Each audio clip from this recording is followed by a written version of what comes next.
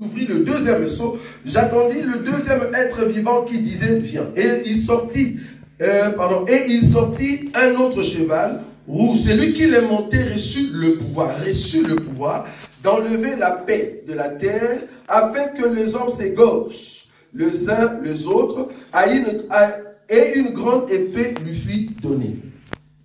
Nous avons commencé la fois passée pour trouver en fait ou comprendre ce cheval avec son cavalier. Comprenez que les couleurs qu'on nous donne, ce sont des couleurs de cheval. On ne nous donne pas les couleurs des cavaliers. Ce sont des couleurs de cheval. Le premier, c'était un cheval blanc. Le deuxième, c'est un cheval roux. Le troisième, ça sera un cheval noir. Et le quatrième, un cheval verdâtre. C'est le cheval qui a la couleur. Ça, vous comprenez.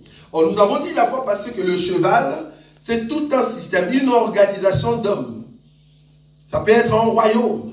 C'est pour ça que nous avons expliqué que le cheval blanc en question du premier sceau n'était rien d'autre que Babylone, qui en fait a une bouche, c'est l'arc, et cette bouche annonce le mensonge. Donc le flèche, nous avons donné une écriture pour prouver que l'arc en question, c'est une bouche, et que sa langue qui parle, il annonce les mensonges.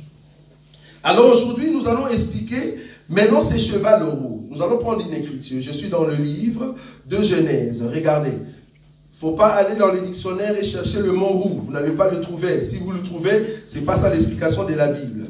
Je prends une écriture. Genèse. Je prends Genèse, chapitre 25. Genèse, chapitre 25. Genèse, chapitre 25. Aujourd'hui, je n'ai pas voulu seulement citer des écritures, mais vous donner ces écritures. Genèse, chapitre 25. Je prends l'écriture à partir du verset 22. Regardez cette écriture. La Bible dit ceci. Genèse 25, le verset 22. Les enfants se heurtaient dans son sein et elle dit, s'il en est ainsi, pourquoi suis-je enceinte? Elle alla consulter l'Éternel. Et l'Éternel lui dit, 2 nations sont dans ton ventre, et 2 peuples se sépareront au sortir de tes entrailles. Un de ces peuples sera plus fort que l'autre, et le plus grand sera assujetti au plus petit. Le jour où elle devait accoucher s'accomplit, et voici, il y avait 2 jumeaux dans son ventre. Le premier sortit entièrement roux. Vous avez vu ça? Le premier sortit entièrement roux. La Bible continue. Comme un manteau de poils, et on lui donna les noms d'Ésaü. J'espère que vous avez vu ça. On lui donna les noms d'Ésaü. Ensuite sortit son frère. Je souligne ça. Sortit son frère. Ensuite sortit son frère dont la main tenait les talons d'Ésaü. Et on lui donna les noms de Jacob. Isaac était âgé de 60 ans lorsqu'il naquit. Je continue. Je prends une écriture. Je suis toujours dans le chapitre Genèse, chapitre 25. Genèse, chapitre 25. Le verset 29.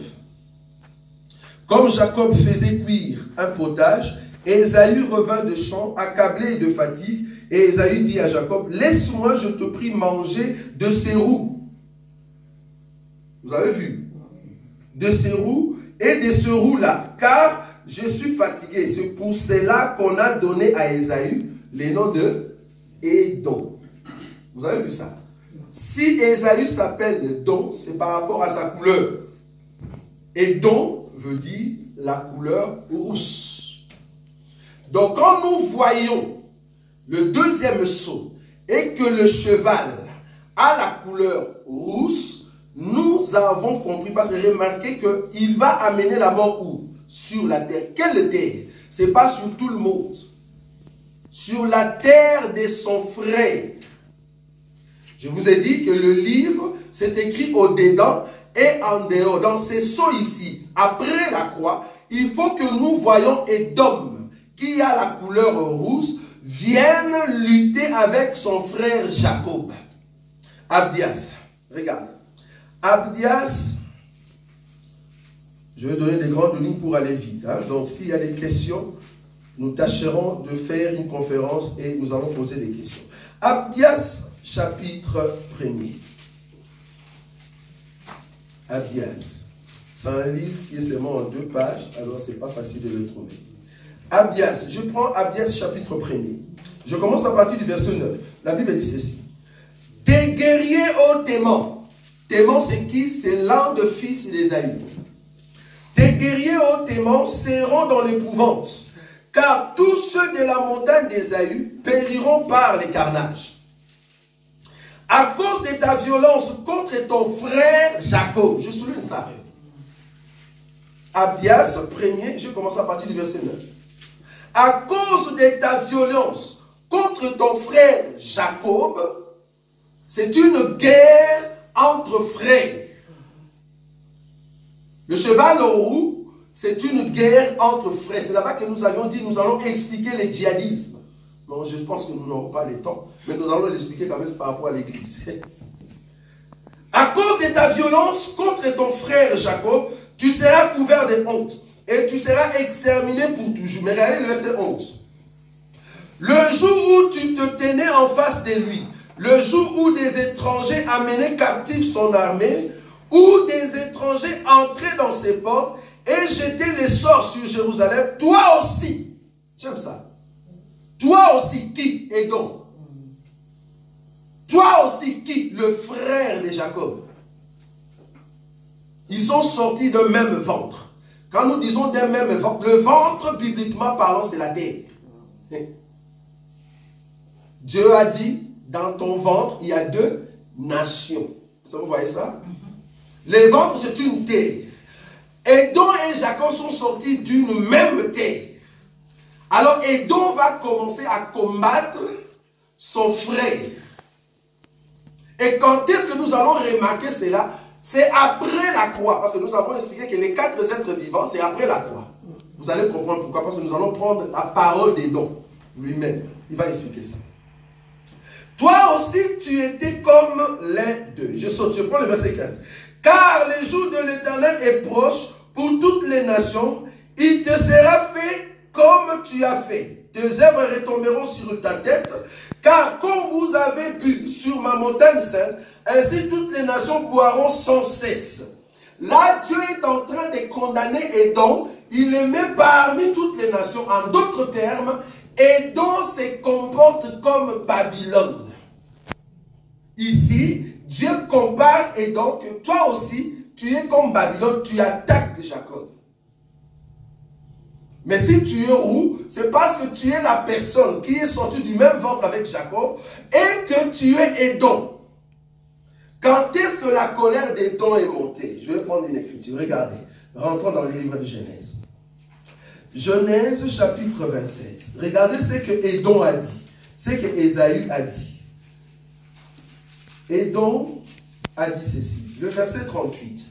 Genèse chapitre 27, le verset 38. Regardez. Il dit ceci. C'est ici que je vais expliquer Édom. Le verset 38. La Bible dit ceci. Ésaü dit à son père. Bon, je peux monter un peu au-dessus. Le verset 34. Lorsque Ésaü entendit les paroles de son père, il poussa de forts cris pleins d'amertume. Et il dit à son père, bénis-moi aussi mon père. Isaac dit, ton frère est venu avec ruse et il a enlevé ta bénédiction. Ésaü dit, est-ce que parce qu'on l'a appelé du nom de Jacob, qui m'a supplanté 2 fois, il a enlevé mon droit d'aînesse et voici maintenant qu'il vient d'enlever ma bénédiction. Et il dit, n'as-tu point réservé de bénédiction pour moi? Le verset 37. Isaac répondit et dit à Ésaü, voici, je l'ai établi ton maître, et je lui ai donné tous ses frères pour serviteurs. Cette prophétie que Isaac est en train de dire, c'est la prophétie que Dieu a dit quand les enfants sortaient. Qu'il y aura un qui sera puissant, et le plus petit va assujettir le plus grand. Je ne sais pas si vous voyez ça. Alors qu'ils étaient encore bébés. Et Isaac est en train de répéter ça. Je continue. Je l'ai pourvu de blé et de vin. Que puis-je donc faire pour toi, mon fils? Ésaü dit à son père, n'as-tu que cette seule bénédiction, mon père? Bénis-moi aussi, mon père. Et Ésaü éleva la voix et pleura. Regardez maintenant le verset 39. Isaac, son père, répondit et lui dit, voici, ta demeure sera privée de la graisse de la terre et de la rosée du ciel d'en haut. Tu vivras de ton épée. Soulignez ce mot, de ton épée. Tu vivras de ton épée. Et tu seras asservi à ton frère, mais en errant. J'aime ça. Les djihadistes. En errant librement ça et là, tu briseras son joug de dessus ton cou. Bien que Israël sera fort sur toi, mais tu vas commencer à aller par-ci, par-là, et la force d'Israël, tu vas quand même les briser. En bombardant. Vous voyez ça? J'arrive. Esaü conçut de la haine contre Jacob à cause de la bénédiction dont son père l'avait béni. Et Esaü disait en son cœur, regardez ce qu'Esaü va dire.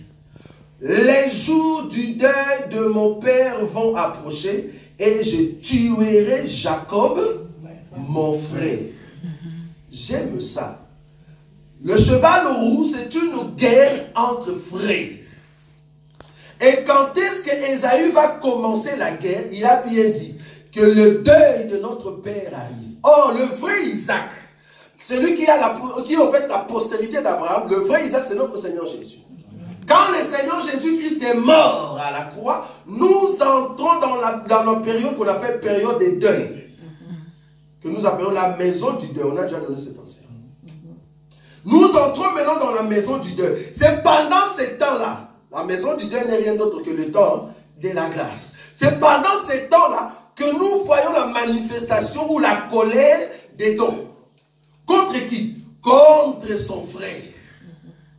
C'est là-bas que nous disons d'abord cette écriture explique le peuple d'Édom. C'est-à-dire Israël sera tourmenté par Édom. En d'autres termes, ils vont subir les coups, les épées qui viendront de la part d'Édom. Bien qu'Israël assujetti Édom. C'est-à-dire bien qu'Israël a le pouvoir sur les musulmans qui sont tout autour de lui. Mais Édom, vous allez remarquer, c'est un peuple qui habite du sud. Parce qu'il habite du midi. C'est là-bas qu'ils vont commencer à s'infiltrer pour commencer à faire souffrir Israël. Mais cependant, Israël a le pouvoir sur eux.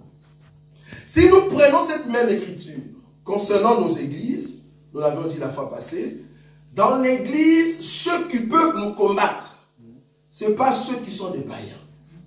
C'est seulement ceux qui se disent chrétiens. Ceux qui portent, soi-disant, la parole. Ce sont eux qui viennent comme frères. Soi-disant, nous avons le même Père. Ce sont eux qui vont vous bombarder.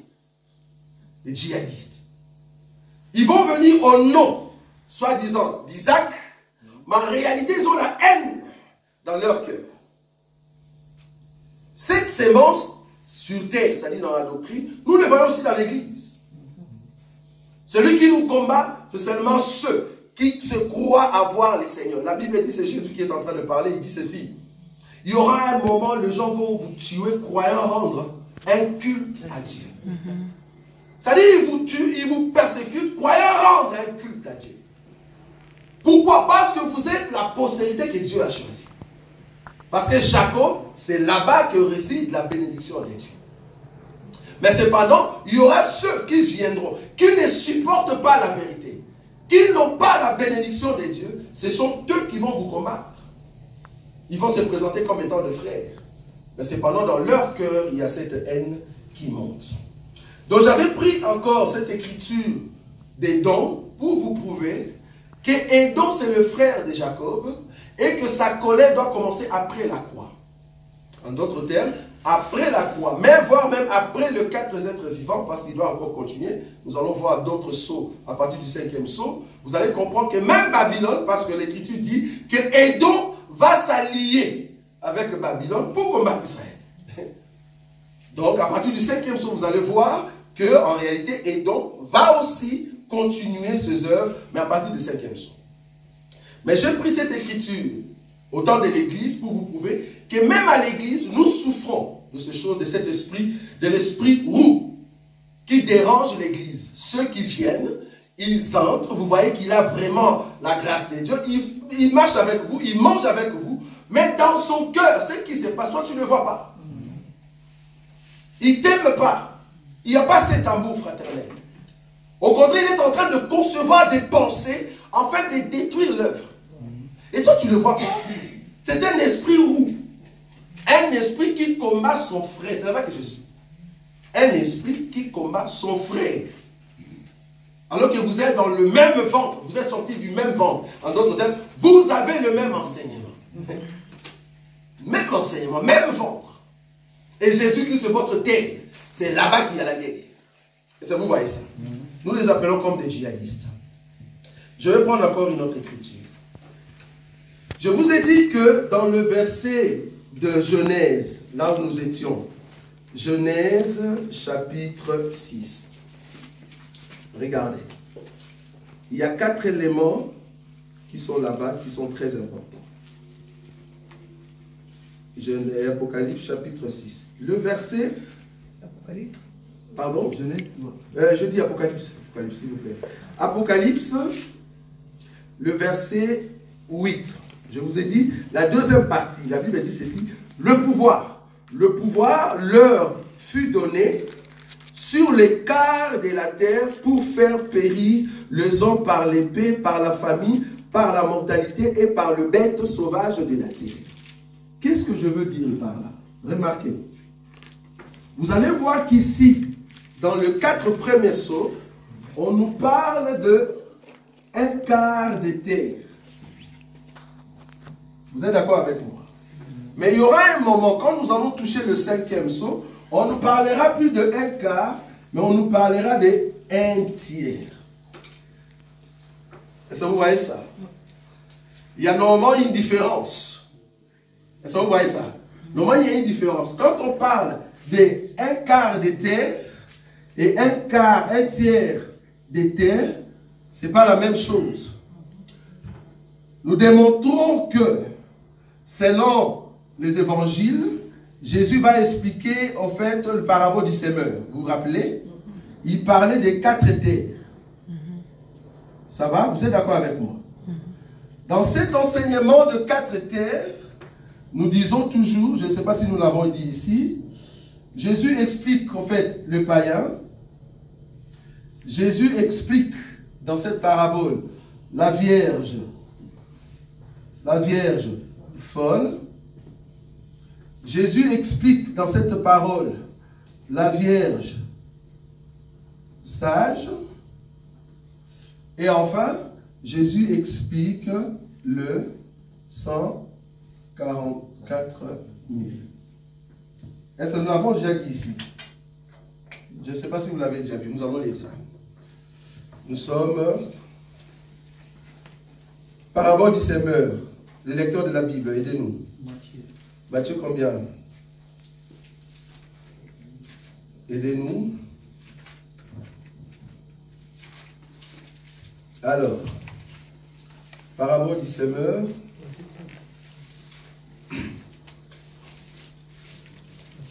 La Bible dit ceci. Je commence à partir du verset 4.